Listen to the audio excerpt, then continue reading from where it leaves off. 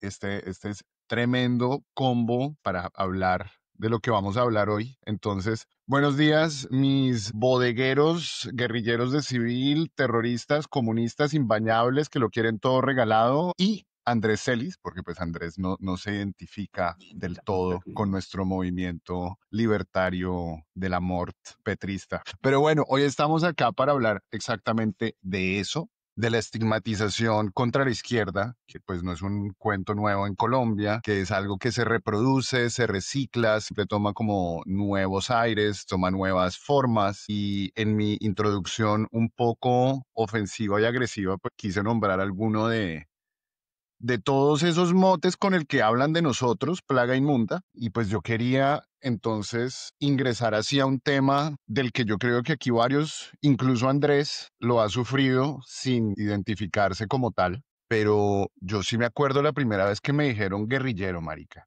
A mí fue en la universidad, fue un tipo de apellido Villazón, de familia terrateniente, y como el tipo sabía que yo andaba en mis movimientos de protesta contra el TLC con Estados Unidos, el man llegó y se me acercó y me dijo, ven acá, ¿tú eres guerrillero o qué? Marica, yo les juro que a mí se me bajó todo y yo, ¿qué? ¿Cómo así? Yo no sabía si, yo sentí entre rabia y miedo, porque yo sabía que quería meterle la mano a ese man y todavía se la metería, si me escucha, dame la papaya.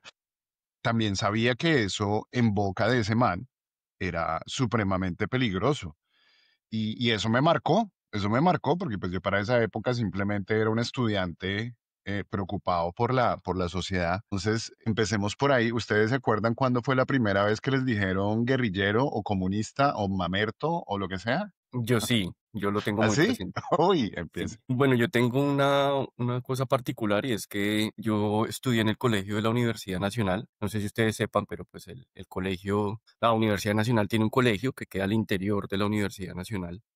Cuna de mamertos. Se llama el Instituto Pedagógico Arturo Ramírez Montúfar, que pues ya por sí su nombre es un nombre reivindicativo, uno de los primeros líderes estudiantiles asesinados. Y este colegio tiene la particularidad que solamente, bueno, creo que sigue siendo así, solamente es para hijos de estudiantes, de egresados y de trabajadores de la universidad. De pronto Shaman me corrige, pero hasta tengo entendido que todavía sigue siendo así. Y entonces pues allí confluíamos un grupo de gente pues bastante diverso, ¿no? La Universidad Nacional es una universidad diversa, desde su planta docente hasta la planta administrativa.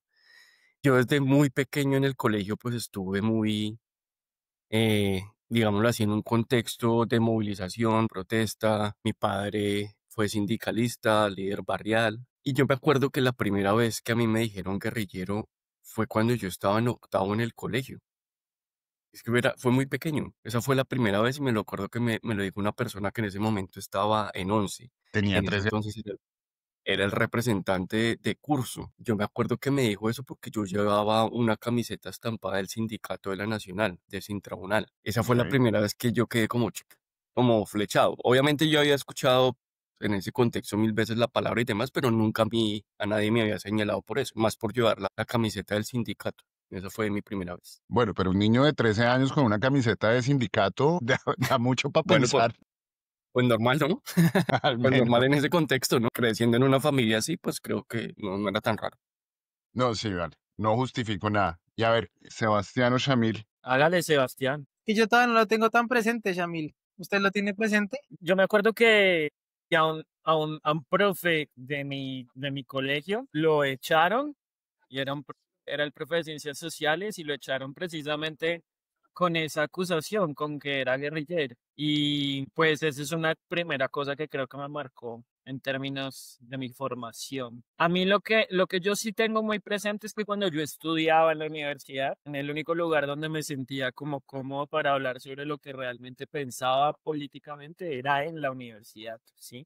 En la nacional, ¿sí? Digamos que eso de morderse la lengua y no decir lo que uno pensaba en las reuniones familiares, en otros espacios, pues sobre todo como en esos primeros años de universidad y ya con las redes sociales, pues sí es como muy normal todo el tiempo y es por la cultura política de este país, más o menos cualquier cosa que medio huela a reivindicación de derechos termina señalándolo a uno de eso. Y en mi caso, por mi nombre también pasa porque me digan que soy de Irán o de De Hezbollah Al Qaeda, marica. o sí, o de alguna vuelta de estas que me parece, pues, sí, es que es muy chistoso que hagan ese sancocho tan hijo de madre, como que de guerrillero a militante de Hamas y sobre todo en estas últimas semanas. Pero pues al final es eso, como que uno ya lo naturaliza y no lo debería naturalizar, como que todo bien, da como risa, pero no debería ser así, es como lo curioso de esa lógica. Y Sebastián, a vos te tienen que haber dicho No, al menos mamerto imbañable. no, y guerrillero y de todo, solo que estaba haciendo memoria de cuándo fue la primera vez que recuerdo una cosa de esas, y yo creo que fue a mis 16 años, como yo estoy todavía joven, mm, bien joven. Pues a mí me tocó el plebiscito a los 16 años. Yo tenía 16 años cuando comenzaron cuando tuvimos el plebiscito por la paz. Yo no podía ni siquiera votar. Pero ya en ese momento yo pues tenía una posición clara al sí por la paz. Y a diferencia de Andrés, pues yo me crié con dos militares. Mis dos papás son militares. Entonces, creo que de hecho, ahora que me acuerdo, la primera vez que alguien me pudo haber llamado guerrillero fue en mi propia casa, más o menos a los 16 años, porque yo era el que defendía en la casa del plebiscito. Yo era el que decía que tocaba votar que sí, que tocaba votar que sí. Mi papá ya estaba retirado, ya podía votar, mi mamá seguía siendo, en ese momento era teniente coronel del ejército.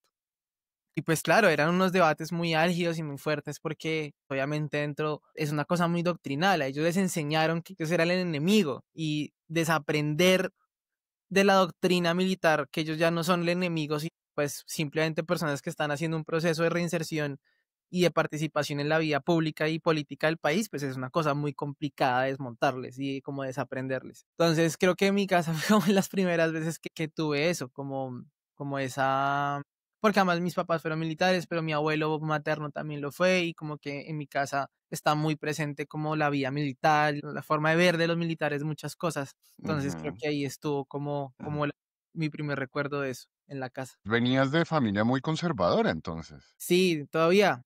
Ya son un poco conservadores. También creo que a todos nos ha servido un poco la interacción y la diferencia y creo que ha funcionado. Como que el estar dialogando constantemente también ha hecho que ellos vayan soltando un poco. Pero sí, todavía son muy conservadores. Yo soy Pero como... denos un ejemplo, digamos, ¿qué pensaban hace unos años? Pensaban ¿Cómo? que me gustaría escuchar un ejemplo, como algo que pensaban sus papás hace unos años que ya cambiaron de opinión o han No, por model. ejemplo, mi mamá hoy es una persona que es más liberal, como en sus posiciones sociales, ya no es uribista, ya le costaría mucho más votar por el centro democrático. Pero en eso, por ejemplo, han cambiado mucho, sobre todo mi mamá ya es una mujer mucho más liberal, es una persona que es mucho más crítica de muchas cosas que vivió dentro del ejército también, entonces eso es bacano. También creo que salirse, o sea, ya retirarse, pasar a la vida civil desde el ejército a la vida civil también les ayuda mucho como a replantearse cosas. Diles que escuchen este podcast y se vuelven maoístas, leninistas. Eso, sí, Bueno, sí. a mí hay algo, porque digamos que de Sebastián y de Shamil no me sorprende tanto porque son a todas luces de izquierda, defienden el proyecto progresista, pero Andrés que es una persona que, pues, su rol y también porque lo conozco, él trata de caracterizarse como una persona que trabaja más en el lado de la investigación sin asumir ninguna orilla ideológica, pero el simple hecho de haber investigado a la orilla uribista te hizo que te ganaras prácticamente el mote de bodeguero mamerto comunista, ¿no? Pues yo creo que me lo gané un poco antes y creo que pues independientemente de mi ejercicio profesional como investigador, pues yo creo que tuve unas bases muy sentadas en los movimientos de izquierda, ¿no? Yo en el colegio estuve en el movimiento estudiantil de secundaria, Ujú. fui representante de curso en décimo y en 11 fui personero del colegio. En una coyuntura dura en la Universidad Nacional por esa época, del año 2006, época de Uribe, ser personero en el colegio implicó que había que mediar también con los parches estudiantiles de la Nacional, entre esos la FUN, la JUCO, la FEU, No mentiras, sí. el PC3, Mamertazo. el movimiento bolivariano. Después, cuando yo entro a la universidad, pues está toda la coyuntura de la reforma a la Ley 30 Yo ahí milito en la Federación de Estudiantes Universitarios, milité por un buen tiempo en la FEU, fui pues vocero de universidades privadas junto con otros compañeros y bueno, eso fue, pues todos sabemos en lo que derivó la reforma a la Ley 30, ¿no? Una movilización gigante a nivel nacional, se cae la reforma. Y en el año 2012, al interior de la federación y con otros combos y parches de gente, trabajamos en el lanzamiento de la Marcha Patriótica. Y eso fue un momento bueno a nivel personal y de trabajo político, estudiantil, de movilización, pero fue un momento personal muy duro porque al interior de la universidad la persecución que se vivió fue muy dura. Yo no sé si ustedes se acuerden o eso es, bueno, por ahí podemos buscar por Google Imágenes. En el Rosario sacaron unas pancartas de más de 4 metros, grandes, cubrían casi la fachada de la universidad, diciendo, esto es ser rosarista y esto es no ser rosarista. Pues adivinen quiénes salíamos en lo que era no ser rosarista. Entonces fue durísimo porque pues la estigmatización fue dura por parte de la rectoría. Ahí estaba el rector Hans-Peter Nuxen Quevedo y curiosamente en esa época estaba contratado como asesor de la rectoría el doctor Carlos Holmes Trujillo, en quien a todas estas nosotros, o al menos yo, le agradezco personalmente porque por él fue que a nosotros no nos expulsaron de la universidad.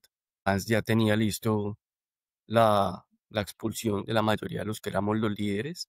Y gracias a la intermediación de Holmes Trujillo, lo que se hizo en la universidad fue organizar unos foros académicos para discutir la reforma a la Ley 30 y sacar un insumo pues académico por parte de la universidad.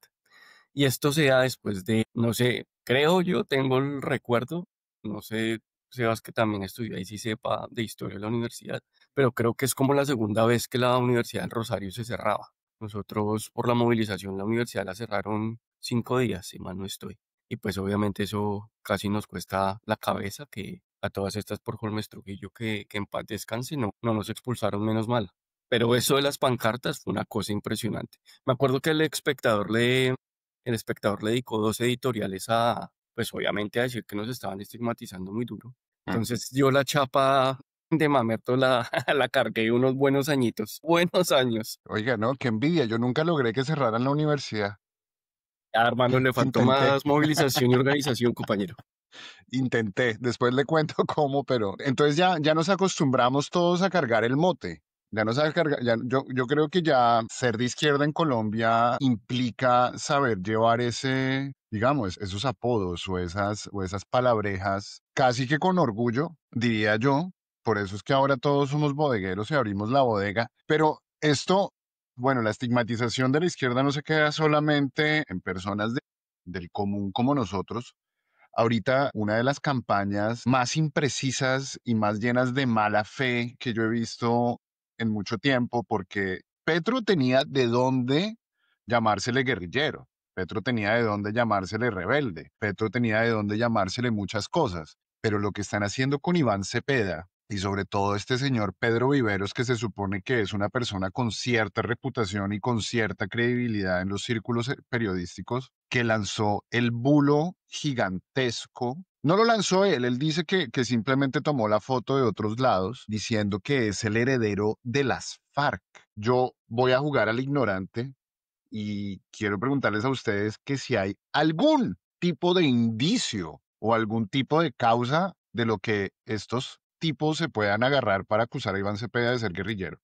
Pues en estos días, de hecho, una señora me enviaba un video muy preocupada de alguna de estas páginas productoras de falsas noticias y más o menos lo que decía era, no, profesor, esto está terrible, mire, y era un video de Iván Cepeda, digamos, en todo su proceso de acompañamiento a los diálogos de paz. Y la voz en off lo que decía era que Iván Cepeda es del PC3 y que mejor dicho hacía parte del comité central del PC3 y que precisamente su proyecto es acabar con el Estado y bueno, lo que sabemos, instaurar la dictadura comunista en este país. Y lo que pasa con estos videos y con estas falsas noticias es que al final se juega con la ignorancia de la gente, ¿no? Se juega con la ignorancia de la historia, se juega también con que la gente no tiene la sistematicidad para darse cuenta de, no sé, de lo que ha significado eh, 35, 40 años de vida pública más allá de su momento de ser congresista,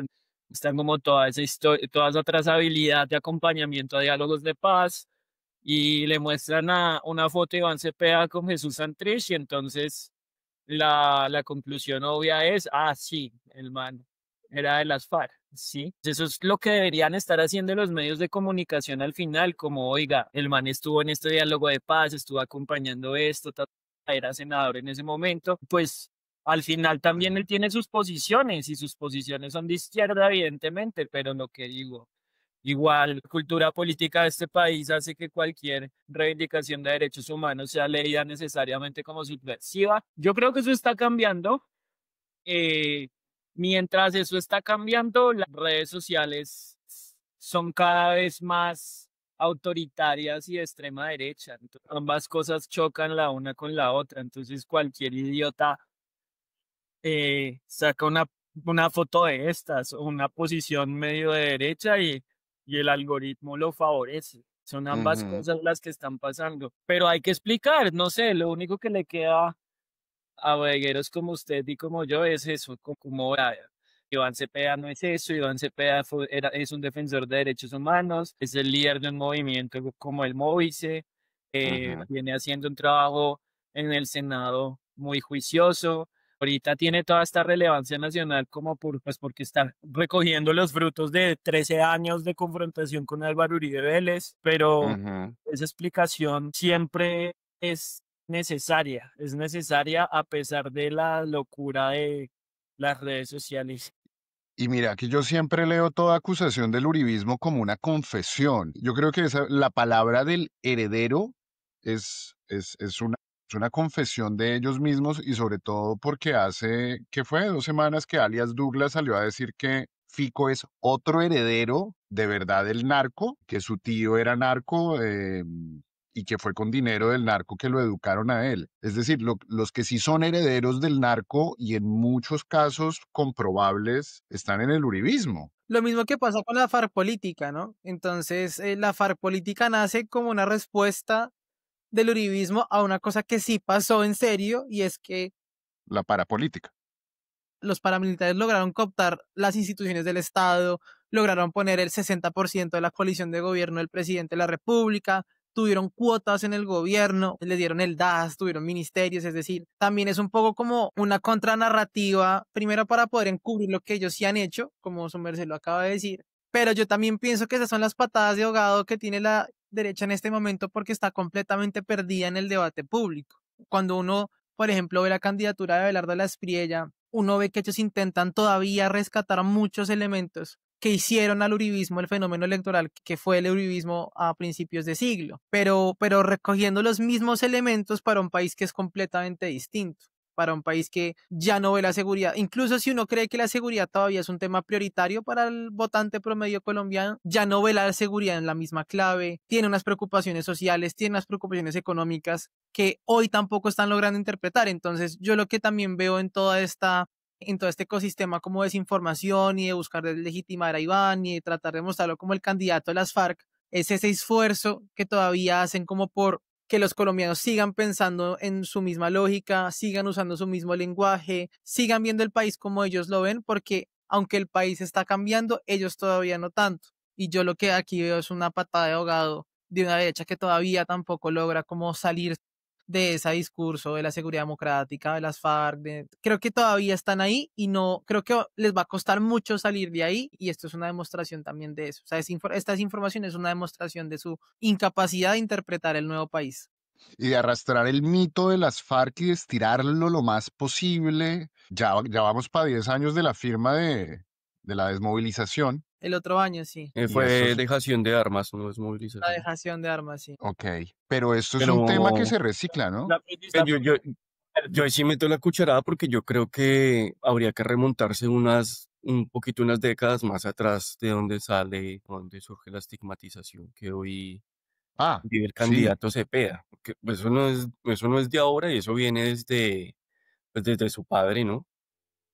Eh, desde los desde, Ma- bandoleros liberales, que eran los campesinos. desde Manuel, pero es que hay una cosa particular ahí, es que a Cepeda le están cobrando ahorita en esta coyuntura política haber sido hijo de su padre. Entonces, lo que él está viviendo no es solamente la estigmatización contra él, sino todo lo que ocurrió y toda la victimización que hubo contra él y su familia. Vean, yo no me olvido, y esta cosa es lo que hay que recordar, que a mi modo de ver el debate al debate se debe llegar con argumentos y parte de los mismos argumentos que tiene, malos argumentos que tiene la derecha, se confrontan con cosas que han pasado directamente en el Estado colombiano. Hay que recordar que el Estado colombiano tuvo que pedir perdón por el asesinato de Manuel Cepeda Vargas. Y ese acto de perdón, a mi modo de ver, ha sido uno de los actos de perdón más sentidos que ha tenido el país. Que entre todas estas, quienes hizo ese acto de perdón, quien pidió el acto de perdón fue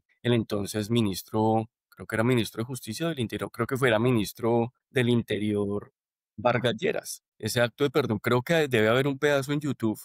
No me acuerdo de eso, me acuerdo muy bien de eso, perdón, porque en la comisión hicimos una radiografía y ese es uno de los actos de perdón más sentidos que ha habido. Eso por un lado.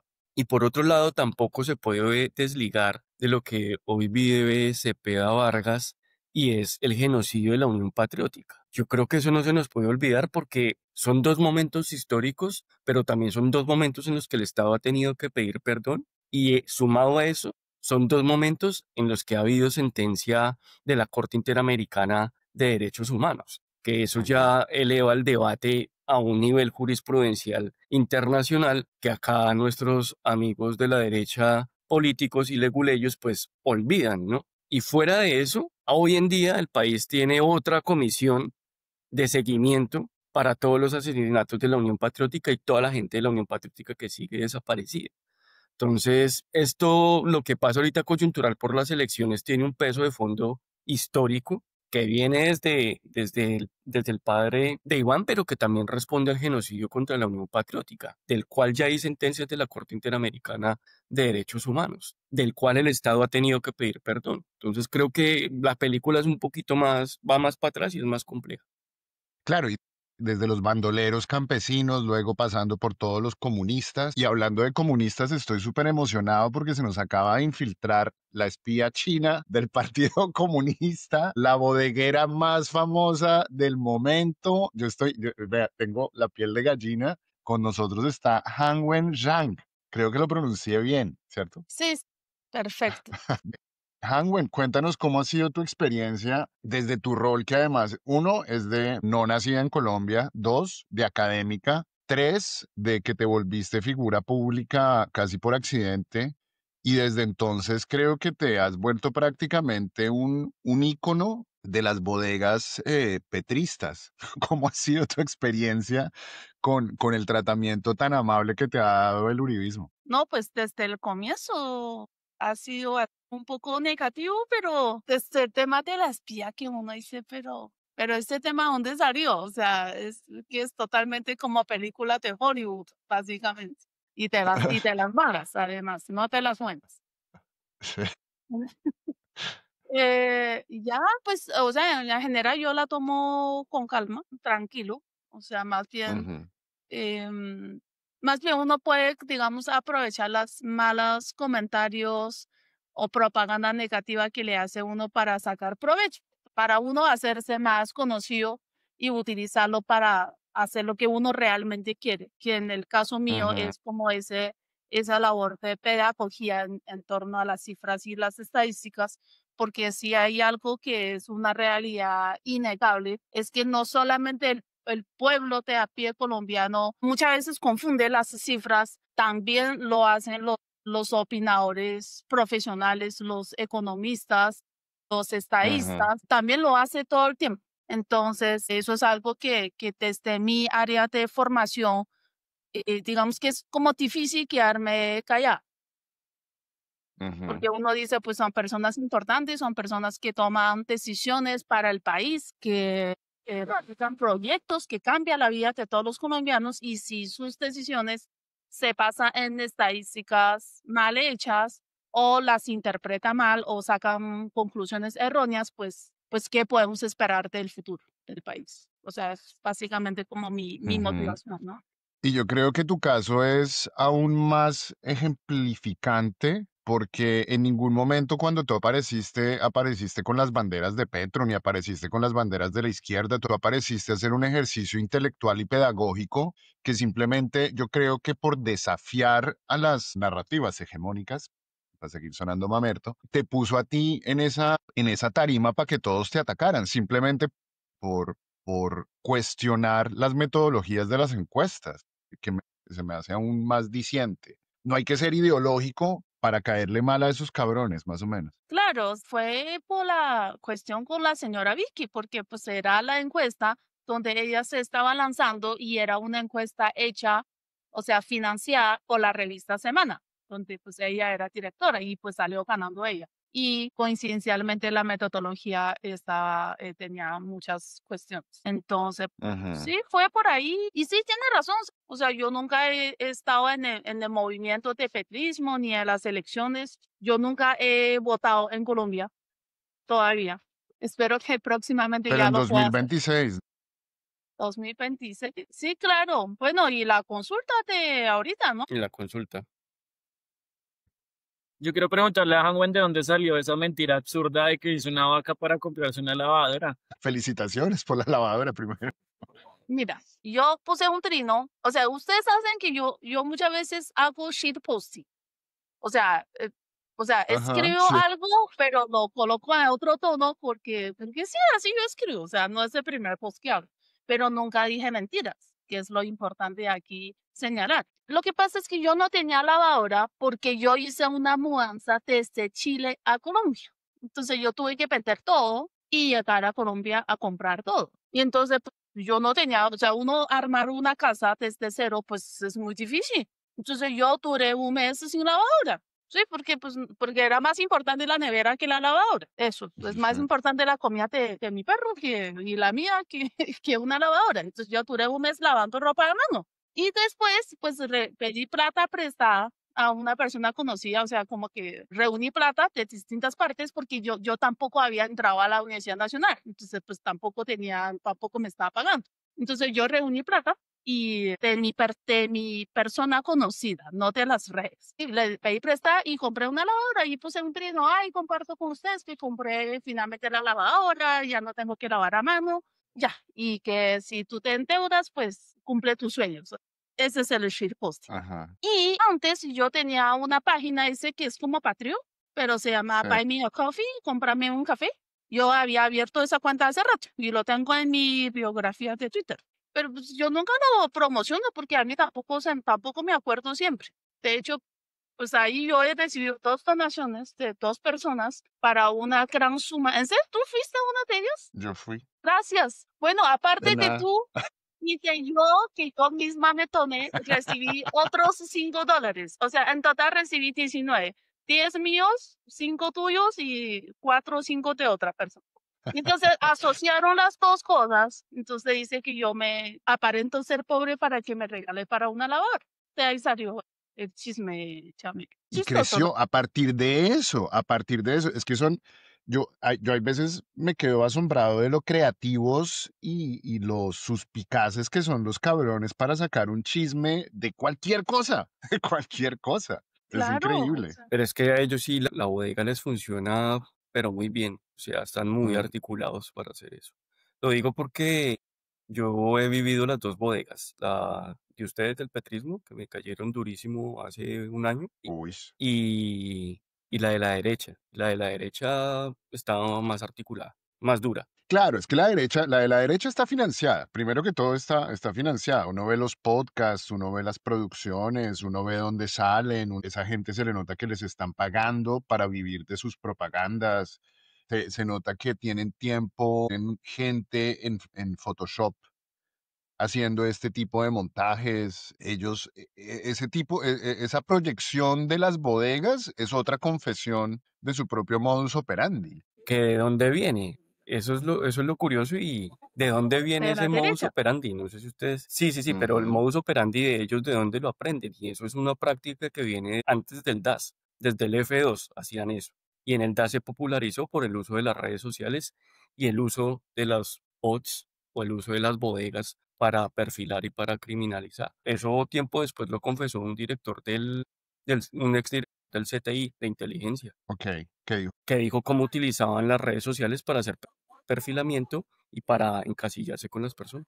Pero venga, Ah, ya que pues sí, Andrés dice que es víctima de las dos bodegas, ¿cómo fue víctima de la bodega petrista? ¿Qué le dijeron y cuál es la diferencia con la otra? Pues a mí el petrismo me ha caído en varias oportunidades. La última ha sido porque, de hecho, es curioso. A mí me caen por reclamarle al presidente que no, pues que no ha cumplido con las promesas de campaña, pero sobre todo porque desde mi exilio yo he sido muy crítico con parte de las políticas que él ha implementado. Hace poco cumplí 3 años de estar exiliado y justo cuando hay como una ronda de algunos medios que me entrevistaron, la posición de parte de los bodegueros fue que yo le estaba haciendo un juego a la derecha. Entonces, que yo le estaba haciendo juego a la derecha justo ahora en elecciones hablando mal del presidente y de lo que Petro no había cumplido. Entonces, ajá. creo que hay una cosa que me ha parecido particular y es que ocurre en muchos de los movimientos de izquierda internacionales y es el culto a la personalidad. Eso, yo con eso no puedo.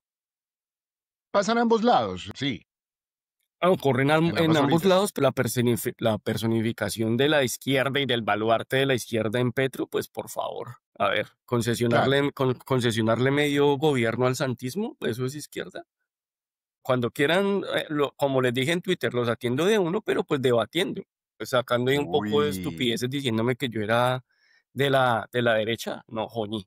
Cuando los que me sacaron de ah, Colombia fue el Estado, no, joñi. ok. Pero bueno, Toda pues mi es debate de simpatía porque otra. sí, ese es debate de otro podcast. Pero bueno, ahorita en interno Sebas estaba elaborando un poco más sobre cómo todas estas campañas que no tienen ni sustento, que no tienen fondo, que no tienen conexión con la realidad, solo demuestran frustración y desespero. Yo quiero ver lágrimas. Yo cada vez que veo uno de esos, de esas campañas de propaganda negra, veo desespero. Pero yo tampoco creo que sea solo desespero, también hay gente que es como que construye su visibilidad a partir de esa clase de ataques y ni siquiera tienen que ser groseros o falsas noticias. No sé, como por ejemplo rentas, de la cuenta esta de rentas que lo que hace es jugar con la ignorancia de la gente y mostrar declaraciones de renta sin saberlas explicar. Sí, por ejemplo, este mancito, ahorita no me acuerdo el apellido, pero es Santiago algo, que lo que hace es hilos de las declaraciones. El campeón mundial de hilos. Exacto, que son como los últimos 10 años de declaraciones de una cuenta y agarra palabras clave para decir este man hace 15 años alababa a Chávez, ¿sí? Entonces, o el mismo Briseño, pues Briseño, ¿cómo se volvió famoso? Pues cultivando una indignación selectiva, como que Ah, sí. como pillen estos problemas de corrupción, que yo, pues obvio, hay que denunciar todos los temas de corrupción, pero es que la mayoría de la opinión pública no tiene ni idea cuánta plata se mueve en el Estado. Ujú, Agarran un robo de 300 millones de pesos y pues a cualquier persona le parece terrible, pero uno nunca va a ver a Briseño agarrando el SECOP de los contratos, no sé, de un gobernador del Centro Democrático. No necesariamente son falsas noticias, también es como pues dilemas extraños o preguntas retóricas, ¿sí? No sé, por ejemplo, Andrés y yo nos equivocamos hace unos días porque no habíamos visto las imágenes de capuchos disfrazados de Hamas en Medellín y entonces supusimos que Carvalho estaba equivocado en su estigmatización, ¿sí? Y entonces me empiezan a caer 3, 4, 5 de esos a mostrarme las fotos de los capuchos disfrazados de Hamas, pues ahí se quedó la conversación, porque pues sí hubo ujú. capuchos que se disfrazaron de Hamas en Medellín. A que eso justifique que Fico saque un montón de paracos a cascar a la gente en Medellín, pues evidentemente no, pero eso no les interesa a los que agarran en ese momento la foto. Entonces, Ujú. muchas veces es ni siquiera falsas noticias o desespero, sino que esta gente cabalga sobre la degradación del debate, sobre la degradación del debate público, y cabalgan sobre la ignorancia y cabalgan sobre las preguntas, digamos, malintencionadas.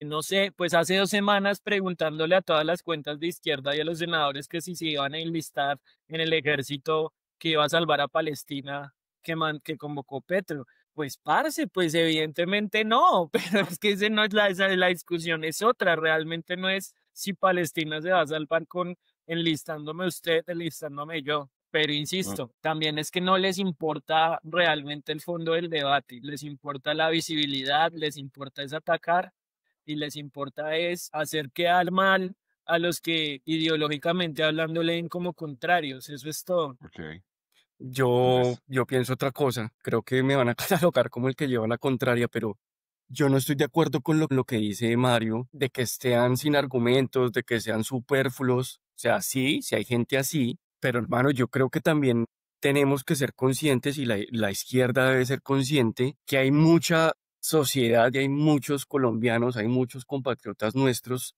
que en realidad piensan y se creen el cuento de la derecha porque tienen su propia ideología y porque también reivindican muchas cosas de antaño. Entonces, por ejemplo, les pongo dos ejemplos bobos, pero que dan cuenta de la realidad. Que el precandidato, perdón, Santiago Botero diga en una entrevista que él es admirador de Carlos Castaño. Entonces la gente se escandaliza, que no, pero que cómo hay personas que piensan así todavía. Pues yo digo, pues normal, o sea, ¿qué es lo raro? O sea, ¿qué es lo raro cuando más del 60% del Congreso estuvo permeado por el fenómeno paramilitar? Pues Sí, pero eso no valida normal. que, que haya una apología al paramilitarismo ahí. No, no, en ningún momento yo estoy diciendo, diciendo que lo valide, pero sí estoy diciendo que es normal que haya ese tipo de pensamiento en Colombia, es normal que tengamos o que parte de la sociedad colombiana tenga influencia del proyecto paramilitar, porque pues no solamente fue un proyecto que fue armado, fue un proyecto que Ujú. tuvo un legado que hoy en día se sigue viviendo. Entonces, o sea, yo sí es que de verdad lo siento normal y no me parece una cosa traída de los cabellos. Ahora, que sea apología al delito y apología al odio, sí, pero que sea normal que en un país que ha vivido la derecha rancia desde hace más de 100 años, pues me parece más que normal que siga siendo así. Y ahora que Colombia sea un país, que es curioso, que ayer lo decía en un debate acá en la universidad, si ustedes miran las cifras de violaciones de derechos humanos en las dictaduras del Cono Sur, Colombia tiene Ujú. peores cifras y Colombia nunca ha tenido una dictadura. Entonces, pues hermano, más que normal que aquí se marcatice, se estigmatice, se amenace y se asesine bajo esa misma lógica. Entonces, yo no creo que eso sean como apariciones, uno, ni espontáneas, ni que no tengan peso y fondo. Yo creo que sí, yo creo que hay una derecha que sí es una derecha formada, politizada, pero hay otra derecha que es la mayoría que está metida en las redes, la que no hace sino pues obviamente avivar el debate desde la vaina visceral, pero que hoy en día hayan Ujú. personajes como el precandidato Botero, que las priellas salga a decir que nos va a extirpar a todos y que salgan otro poco de, de personajillos de estos a tirarse en el legado de las madres, por ejemplo, lo que hace Polo Polo con las madres de Suacha y lo que hacen otros congresistas con la memoria de las víctimas y de las madres buscadoras, pues es normal en un país que ha estado acostumbrado a no contar su historia y a contar pues la historia de los victimarios. Oiga, y hablando del pendejo este de Briseño, él se inventó otra nueva división de esta estigmatización que es el funcionario público de izquierda. A ustedes, porque creo que los cuatro han tenido algún tipo de contratación con el Estado, ¿a ustedes eso les ha modificado en algún punto cualquiera de los dos aspectos, digamos, aplicar para este trabajo o dar una opinión política o tener miedo por la función que cumplen? No sé, que yo creo que esa estigmatización que ya va directamente al contrato laboral, que ya tiene prácticamente una conexión a su vida y a su sustento, ¿eso les ha afectado? En mi caso personal, a mí me tocó, por ejemplo, cuando yo me posesioné en el consejo, el tipo me escribió a los 3 días por redes que me felicitaba por mi nuevo cargo público. Me dijo así, Briseño, Briseño, sí, Briseño, que me hijo de puta. agradecía. Sí, pero yo también pienso que uno tiene que, o sea, a mí en mi caso, yo trato como de resistir mucho a eso porque uno al final del día puede justificar que uno no está haciendo nada malo, que uno es competente para el cargo al que uno está aplicando y el cargo que uno está ejerciendo. Entonces, también creo que uno, es decir, si es yo no sé si si es miedosa la palabra, pero sí molesta mucho porque además no es solamente Briseño. Yo, por ejemplo, creo que si Rentas no es Briseño, es alguien muy cercano a Daniel Briseño. Si el Rentas no es Briseño, es alguien muy cercano a él porque él además está todo el tiempo retrinando, Briseño le retrina cosas, Briseño le da mucha visibilidad a ese tipo de personajes, porque a mí me molesta mucho que Briseño es una persona muy asolapada. Él en público no es capaz de decirte nada. Él en público y en tu cara no es capaz de confrontarte para absolutamente nada. Él se queda como en su personaje de redes, pero además él es una persona que tira la piedra y esconde el brazo. Hay un montón de bodegueros que publican cosas horribles y uno ve cómo él lo retrina y él le da mucha visibilidad a ese tipo de cosas. Pero pues en mi caso personal, digamos, yo no he dejado de aplicar a un cargo público ni he dejado de estar en un cargo público por su estigmatización y creo que lo que corresponde también es pararse duro y decir, yo soy una persona competente para mi cargo. Es decir, claro que está mal que el Estado contrate personas que no son competentes para su cargo, pero en la mayoría de casos en los que Daniel Briseño ha perseguido contratistas, los ha perseguido por su orientación política y no por su incapacidad o capacidad de ocupar ese cargo o ese contrato. No, y ahí yo sí quiero decir una cosa y es que el man hizo escuela sobre el tema. O sea, Tenía cursos.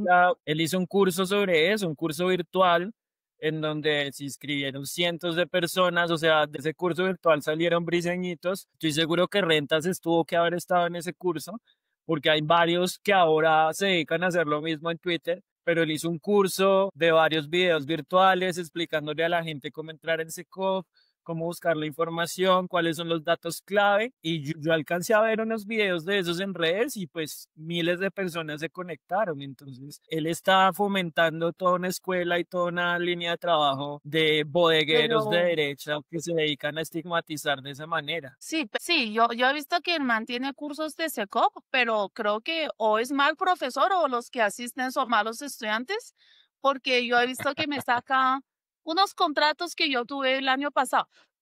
Y es que el año pasado yo estaba en ICFES, 30% colombiano, no pronunciamos bien, IFEX, es Perdona. ICFES. Por eso cambiaron nombre de la prueba a prueba a saber, para que no sigamos hablando mal prueba IFEX. El Ajá. chiste que nos echamos dentro del ICFES.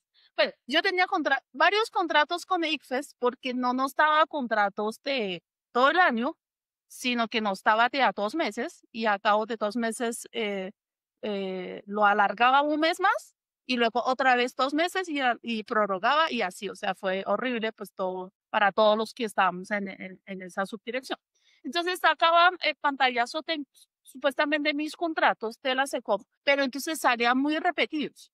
Entonces salía un contrato 1 de septiembre por 20 millones y después saca otro contrato 7 de septiembre por 20 millones. Pues esos contratos están repetidos, es el mismo contrato, sino que yo no sé por qué en el sistema aparece repetido. Entonces usted tuvo yo no sé cuántos contratos, pero es que ni siquiera sabe hacer bien ese trabajo. Entonces, yo no entré a curso de Briseño, obviamente, pero creo que no salieron muy bien preparados de ese curso. ¿Y a ti, Hanwen, no te ha producido algún tipo de anécdota o episodio molesto de que llegues a algún lugar y digan, uy, llegó Hanwen?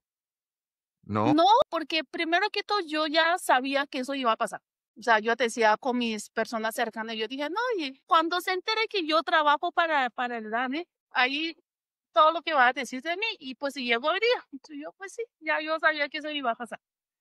Entonces, y Ok. además con las personas con las que trabajo somos, o sea, somos puros estadísticos, o sea, nos reunimos a mirar modelos, a mirar los datos, y pues como que el mundo de esos ataques políticos como que es como un poco hermético en el mundo estadístico. Ujú. Ok. Y pues ahora estoy en la Universidad Nacional, más neutral todavía, o sea, más independiente de la universidad. En estadística nunca los profes o estudiantes nos ponemos a hablar política, nada de eso. Ok. Yo creo que aquí ya podemos ir cerrando con algunas constancias y es que vamos a seguir sufriendo este tipo de estigmatización. Yo creo que la mejor forma, porque ya lo hemos hablado en otro tipo de episodios, es no darle más pantalla a esos manes. Por ejemplo, Briseño hizo carrera sobre la indignación que creaba con sus investigaciones. Si la gente que él a la que él investigaba quizás no hubieran reaccionado de la manera que reaccionaron, quizás el Briseño no estaría donde está. Entonces yo creo que mejor ignorarlos. En cambio, yo no estoy de acuerdo con eso, Bueno, porque, bueno, a mí no me han sacado contratos porque el único contrato que tengo con el Estado todavía lo tengo y tampoco es que paguen así súper bien, ¿sí? Pero, por ejemplo, yo voy a pegarme de lo que digo Sebastián, y es que si uno lo saca de su personaje de redes sociales, son pésimos, o sea, son malos argumentando, son malos debatiendo. Yo el año pasado tuve un debate. cobardes, Son cobardes. cobardes. O sea, yo me he encontrado a Briseño 10.000 veces en el consejo, hasta en el baño, y se hace el huevón, como si no supiera quién es uno, ¿ya? Y el año pasado, en el último debate que tuve yo en Cable Noticias, antes de que me cerraran ese espacio, fue precisamente con Daniel Briseño y fue con Natalia Bedoya. Y en el debate les fue re mal, o sea, les fue muy mal y les fue tan mal que el man en vivo amenazó a mi jefa de que iba a sacar un video a la semana siguiente denunciando a mi jefa de no sé qué tantas cosas. Yo le escribí una a mi jefa, mira lo que dijo este man y ella cagada de la risa, no, pues ojalá que lo saque, o sea, me lo dijo en vivo pensando que con eso yo iba como a retroceder y a dejar de decir lo que estaba diciendo. Y una de las cosas que dije en ese momento fue relacionar a Marta Lucía Ramírez con el narcotráfico. Saluden a Emma. Hola, Emma. Y más o menos, Emma, deje ver. Emma no se va a correr de ahí. Y lo que pasó después de eso, como a las 2 semanas, que me llegó una notificación judicial de una abogada de Marta Lucía Ramírez, pues exigiéndome que me retractara. Entonces, evidentemente, el man salió tan emputado del debate que lo primero que hizo fue ir a quejarse con una de sus jefas políticas. Y lo que hizo la señora fue denunciarme. Creyeron que con eso yo me iba a callar. O sea, el canal de una como que me llamó y me dijo que iban a abrirme un espacio para retractarme. Yo lo que hice fue ratificar lo que había dicho.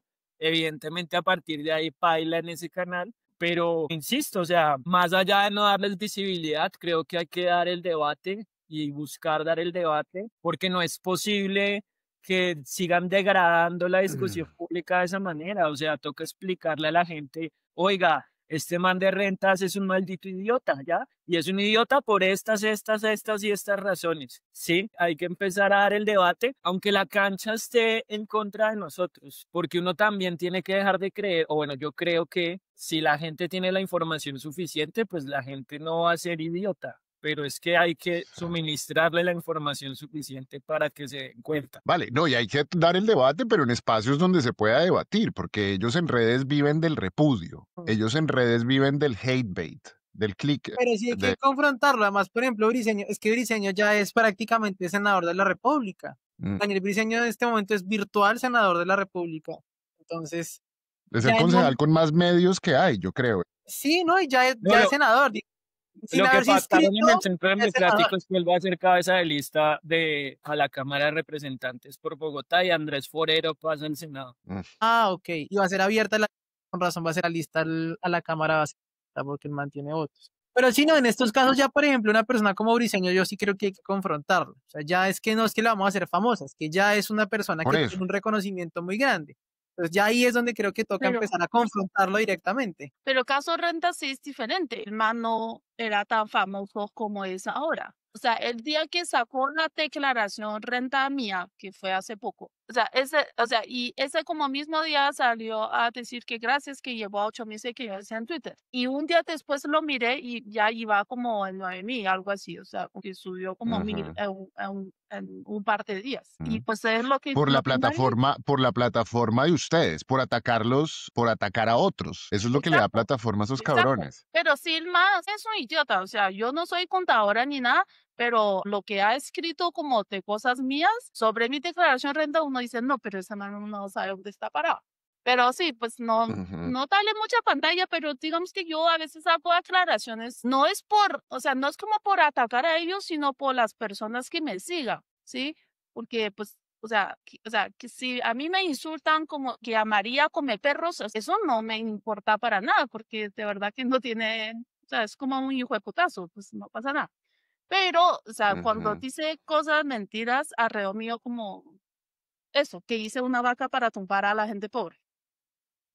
Entonces, eso Ajá. yo sí creo que vale la pena aclarar por las personas que nos apoyan. De pronto no se vaya Ah, a decepcionar de uno o dejar de seguir a uno, ¿sí me entiendes? O sea, pero no por ellos. y sin nombrarlos, además, que yo vi el video tuyo. Entonces, bueno, cuando vaya a Bogotá ya sé dónde puedo lavar ropa. Pues bueno, mis queridos bodegueros, muchísimas gracias por prestarse para este ejercicio de destilar odio, donde buscamos desmenuzar las retóricas de odio, polarización y pánico que buscan difundir. No es verdad que Iván Cepeda sea el heredero de las FARC, no es verdad que Han Wen sea espía china, no es verdad que Sebastián sea pago por Petro, no es verdad que Shamil sea de Al Qaeda y ahí no es verdad que Andrés haya hecho alguna cosa mala en su colegio, no es verdad.